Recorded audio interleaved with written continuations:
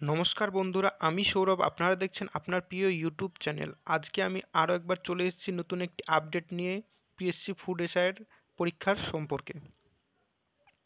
কালকে পিএসসি অভিযান হয়েছে, আপনারা সবাই তো সেখানে ছিলেন।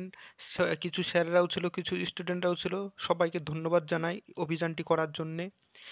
পিএসসিরা তাদের ভুল স্বীকার করেছে যে হ্যাঁ, তাদের দ্বারা ভুল হয়েছে, এবং পুরো রাজ্যে না, কিছু কিছু জেলায় এমনটি হয়েছে জালিয়াতি।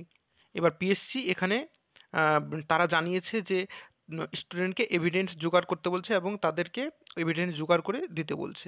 এখন আমরা কেন এভিডেন্স জোগাড় করতে যাব? আমরা কেন করব?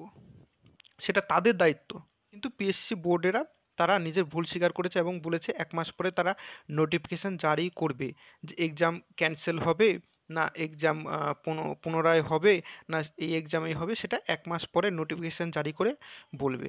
কিন্তু তোমরা তোমাদের এভিডেন্স জোগাড় করো এবং সেগুলোকে পিএসসি অফিসে সাবমিট করো।